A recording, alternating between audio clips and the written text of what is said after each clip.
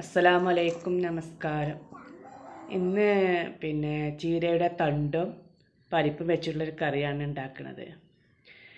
ഈ ചീരത്തണ്ടൊക്കെ നമ്മൾ ചീരയിലൊക്കെ വാങ്ങുമ്പോൾ അതിൻ്റെ തണ്ട് ഉണ്ടാവുമല്ലോ. അപ്പോൾ തണ്ട് മാത്രം വേറെ കട്ട് ചെയ്ത് വെച്ചിട്ട് അത് ചെറുതാക്കി മുറിക്കുക. എന്നിട്ട് അതിൻ്റെ തണ്ട് കൊണ്ട് നമുക്ക് കറിയും വെക്കാം.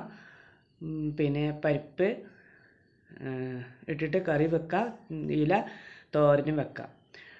അപ്പോൾ ഞാൻ ഇതുപോലെ മുറിച്ചെടുത്തിട്ടുണ്ട്. ഇല വേറെ ആക്കിയിട്ട് ചെറുതാക്കി അരിഞ്ഞിങ്ങനെ വെച്ചിട്ട് തോരൻ വെക്കാൻ വേണ്ടിയിട്ട്.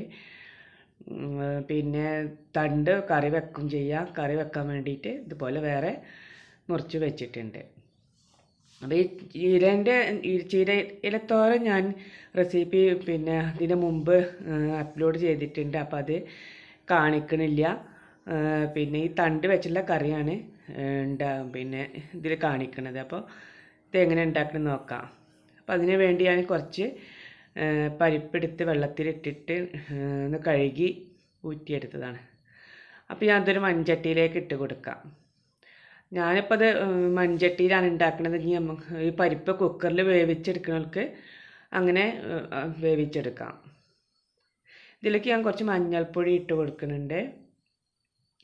കുറച്ച് വെള്ളം ഒഴിച്ചിട്ട് ഒന്ന് അടുപ്പത്ത് വെച്ചിട്ട് ഒന്ന് നല്ല വേവിച്ചെടുക്കാം. അപ്പോൾ ഞാൻ അടുപ്പിൽ വെച്ച് വേകാൻ വേണ്ടി വെച്ചിരുന്നു. അപ്പോൾ നല്ല തിളച്ച് വന്നിട്ടുണ്ട്. പരിപ്പ് ഒരു കുറച്ചും കൂടെ വേവാനുണ്ട്. ഒന്നും കൂടെ അടച്ച് വെച്ചതായിരുന്നു. അപ്പോൾ പരിപ്പ് വെന്ത് വന്നു.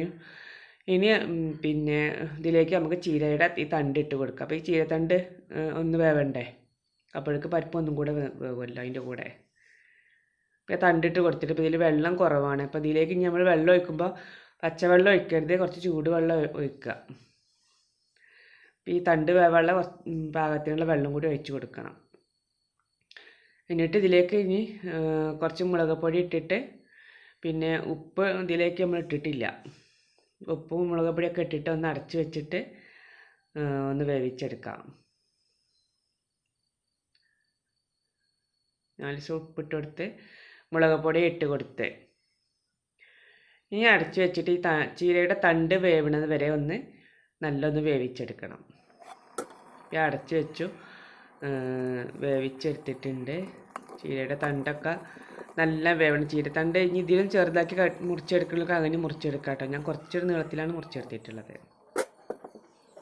അപ്പോൾ ചീരത്തണ്ടൊക്കെ നല്ല വെന്ത് ഞാൻ ഇറക്കി വെച്ചു. അതിൽ ആ അടുപ്പത്ത് തന്നെ ഞാനൊരു ചീനച്ചട്ടി വെച്ചിട്ടുണ്ട്. അപ്പോൾ അതിലേക്ക് കുറച്ച് വെളിച്ചെണ്ണ ഒഴിച്ച് കൊടുക്കാം. അപ്പോൾ ഞാൻ തക്കാളി, സവാള, പച്ചമുളക്, ഇഞ്ചി, വെളുത്തുള്ളി എല്ലാം കട്ട് ചെയ്തൊക്കെ എടുത്ത് വെച്ചിട്ടുണ്ട്. ഈ വെളിച്ചെണ്ണയ്ക്ക് കുറച്ച് കടുക് ഇട്ട് കൊടുക്കാം. അപ്പോൾ ഈ കടുകൊന്ന് പൊട്ടി വരട്ടെ. പൊട്ടി വരുമ്പോൾ ഇതിലേക്ക് പച്ചമുളക് ഇട്ട് കൊടുത്ത് ഇഞ്ചി വെളുത്തുള്ളിയും ചതച്ച് വെച്ചതുണ്ട്, അതും ഇട്ട് കൊടുക്കാം. എന്നിട്ട് നല്ലൊന്ന് മിക്സ് ചെയ്ത് കൊടുത്തിട്ട് സവാള ഇട്ട് കൊടുക്കാം.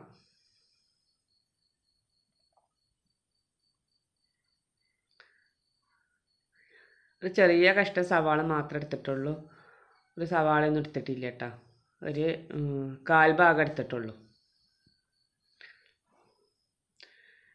എന്നിട്ട് തക്കാളി ഇട്ട് കൊടുത്തിട്ട് നല്ലൊന്ന് വഴറ്റിയെടുക്കാം. തക്കാളി നല്ലൊന്ന് വഴന്ന് വരണം.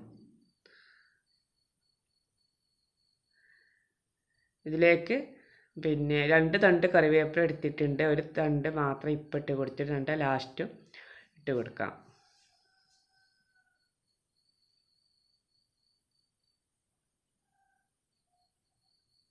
കറിവേപ്പിലൊക്കെ കുറച്ച്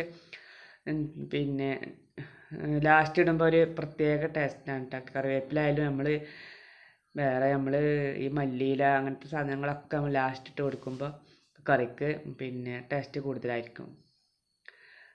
അപ്പോൾ നമ്മൾ ഈ പരിപ്പും തണ്ടൊക്കെ വേവിച്ച് വെച്ചത് ഇതിലേക്ക് ഇട്ട് കൊടുക്കാം.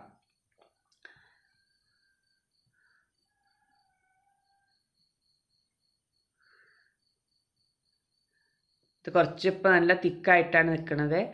ഇതിലേക്ക് നമ്മൾക്ക് കറിക്ക് ആവശ്യത്തിനുള്ള വെള്ളം പിന്നെ ഒഴിച്ച് കൊടുക്കുക. അപ്പം ഞാൻ ആ പരിപ്പും തണ്ടും വേവിച്ച ചട്ടി തന്നെ കുറച്ച് വെള്ളം ഒഴിച്ചിട്ട് ഇതിലേക്ക് പിന്നെ ഒഴിച്ച് കൊടുത്തതാണ്. അപ്പോൾ അതിലുള്ള ചാറ് മുഴുവൻ ഇതിലേക്ക് ആവാൻ വേണ്ടിയിട്ടാണ്. നമുക്കിതിൽ ഉപ്പൊക്കെ നോക്കിയിട്ട് പാകത്തിന് ഉപ്പ് ഇല്ലെങ്കിൽ ഉപ്പിട്ട് കൊടുക്കണം. പിന്നെ ഞാൻ കുറച്ച് കായപ്പൊടിയാണ് ഇട്ട് കൊടുത്തത്. അപ്പോൾ കായപ്പൊടി ഇടുമ്പോൾ നമ്മൾക്ക് ഈ കറി ഒരു പ്രത്യേക ടേസ്റ്റ് കിട്ടുമല്ലോ. അപ്പോൾ ഞാൻ കുറച്ച് കായപ്പൊടി ഇട്ട് കൊടുത്ത് ഇനി ഒരു തണ്ട് കറിവേപ്പിലയും കൂടി ഇട്ട് കൊടുത്തിട്ട് നമുക്ക് ഇറക്കി വെക്കാം.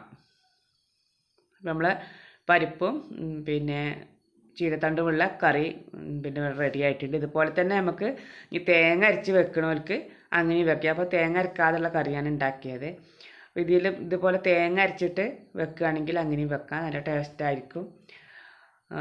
പിന്നെ അപ്പോൾ നമ്മളെ കറി ഇവിടെ റെഡിയായി. നിങ്ങൾക്ക് ഇഷ്ടപ്പെട്ടിട്ടുണ്ടെങ്കിൽ ലൈക്ക് ചെയ്യുക, ഷെയർ ചെയ്യുക, നിങ്ങളെ ഫാമിലികൾക്കൊക്കെ ഒന്ന് ഷെയർ ചെയ്ത് കൊടുക്കുക, കമൻറ്റ് ചെയ്യുക. അപ്പോൾ നമ്മൾ ചോറിൻ്റെ കൂടെ ഒക്കെ കഴിക്കാൻ നല്ല ടേസ്റ്റി ആയിട്ടുള്ളൊരു കറിയാണ്. അപ്പോൾ നിങ്ങൾ എൻ്റെ ചാനൽ പിന്നെ ആദ്യമായിട്ട് കാണുകയാണെങ്കിൽ ഒന്ന് സബ്സ്ക്രൈബ് ചെയ്തിട്ട് അതിന് തൊട്ടടുത്തുള്ള ബെല്ലൈക്കൺ പ്രസ് ചെയ്യുക, അതിൽ ഓൾ എന്ന ഓപ്ഷൻ പ്രസ് ചെയ്യുക. ഇനി നമുക്ക് പുതിയ വീഡിയോയുമായിട്ട് വീണ്ടും കാണാം. അസ്സലാമു അലൈക്കും.